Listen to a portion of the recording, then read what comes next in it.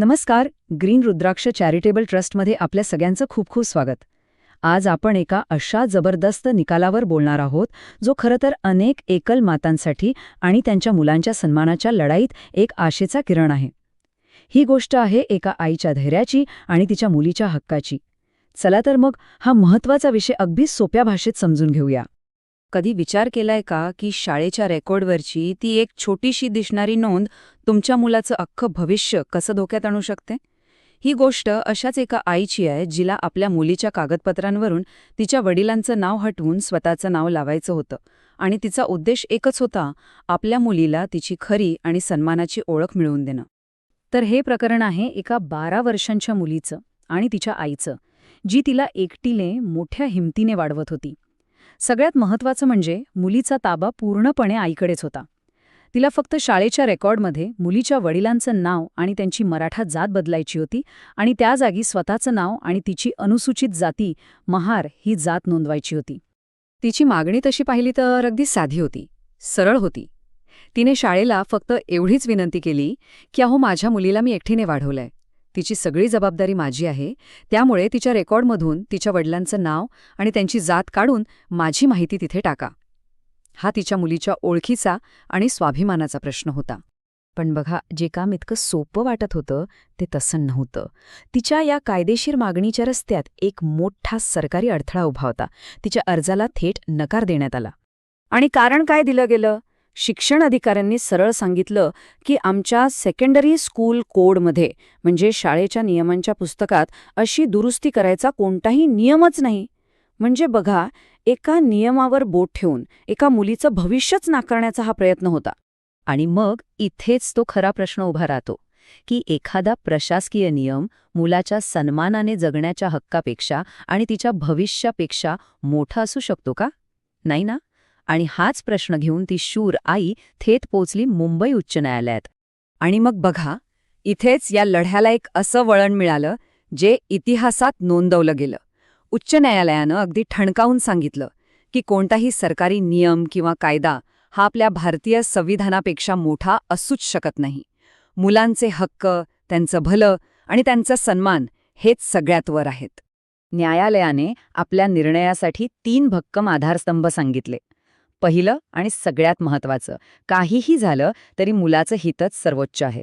दुसरं म्हणजे आपल्या संविधानाचं कलम 21, जे आपल्याला सगळ्यांना सन्मानाने जगण्याचा हक्क देतं.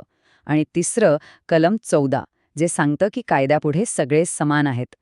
कोर्टाने अगदी स्पष्ट केलं की या मोठ्या घटनात्मक हक्कांसमोर शाळेचे छोटे मोठे नियम हे नेहमीच खालच्या पायरीवर राहतील. न्यायालयाने खूपच सुंदर आणि मोलाची गोष्ट सांगितली. ते म्हणाले की सरकारी रेकॉर्ड किंवा रजिस्टर कशासाठी असतात? तर वास्तवाची, खऱ्या परिस्थितीची नोंद ठेवण्यासाठी.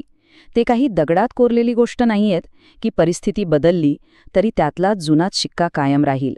याचा अगदी सोपा अर्थ आहे की लोकांचं आयुष्य बदललं तर सरकारी कागदपत्रांमध्ये तो बदल दिसायलाच हवा. आता येऊया या निकालाच्या सगळ्यात नाजूक आणि महत्त्वाच्या भागाकडे, आणि तो म्हणजे जातीचा प्रश्न. आपल्याकडे जुनी समजूत आहे की मुलाला वडिलांचीच जात लागते. बघूया या समजाला न्यायालयाने कसा छेद दिला. आपल्याकडे एक पारंपरिक समज आहे की मुलाला वडिलांची जात आपोआप चिकटते, पण कोर्टाने हे साफ नाकारलं. त्यांनी स्पष्ट केलं की हा काही दगडावरची रेष नाहीये. सगळ्यात महत्त्वाचं काय माहितीये? तर ते मूल कसं वाढलं, कोणत्या सामाजिक वातावरणात वाढलं. सुप्रीम कोर्टाच्या एका जुन्या रामेशभाई डाभाई नायका खटल्याचा संदर्भ देत कोर्ट म्हणालं की मुलाची जगलेली सामाजिक वास्तविकता, म्हणजे त्याची लिव्हड सोशल रियालिटी, हीच कायद्याच्या नजरेत सगळ्यात महत्त्वाची आहे. म्हणजेच अगदी सोप्या शब्दांत सांगायचं तर, जर एखाद्या मुलाला किंवा मुलीला तिच्या अनुसूचित जातीतल्या आईने एकटीने तिच्याच समाजात तिच्या संस्कारात वाढवलं असेल तर ते मूल आईच्या जातीवर हक्क सांगू शकतं आणि कायद्याने हीच खरी परिस्थिती मान्य केली पाहिजे. बस.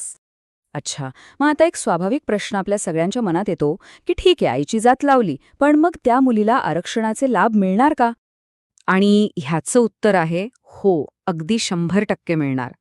न्यायालयाने संबंधित अधिकाऱ्यांना सक्त आदेश दिले आहेत की आईच्या जातीच्या आधारावर त्या मुलीला तात्काळ जात प्रमाणपत्र द्या.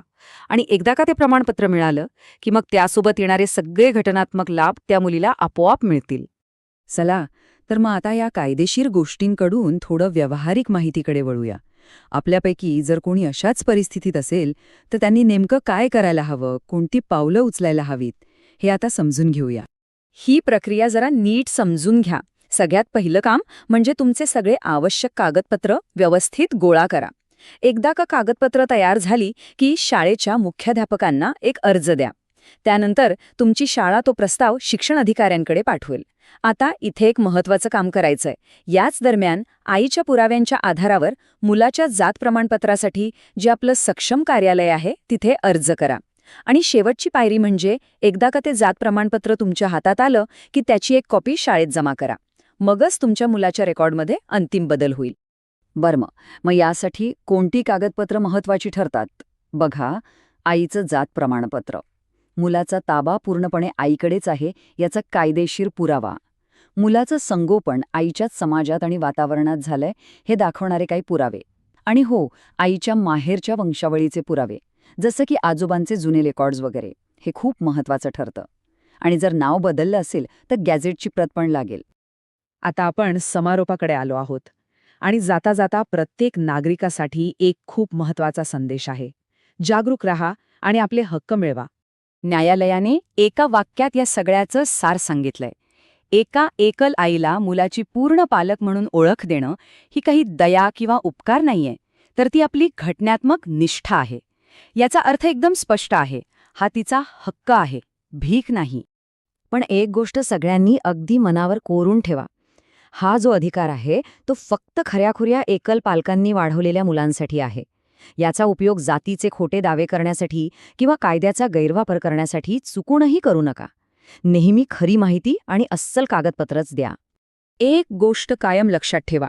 आपले हक्क काय आहेत हे जाणून घेणं हीच आपली सर्वात मोठी ताकद आहे. आपल्यावर अन्याय होत असेल तर गप्प बसू नका. कायद्याच्या मार्गाने त्याविरुद्धात आवाज नक्की उठवा. याबद्दल अजून काही माहिती हवी असेल, काही मार्गदर्शन हवं असेल किंवा कायदेशीर मदत हवी असेल तर आपण ग्रीन रुद्राक्ष चॅरिटेबल ट्रस्ट महाराष्ट्र यांच्याशी कधीही संपर्क साधू शकता. धन्यवाद.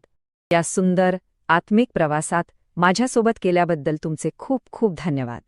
आणि हे ज्ञान आपल्यापर्यंत पोहोचवणाऱ्या ग्रीन रुद्राक्ष चॅरिटेबल ट्रस्टचे पुन्हा एकदा मनपूर्वक आभार. तुमचा दिवस शुभ असो.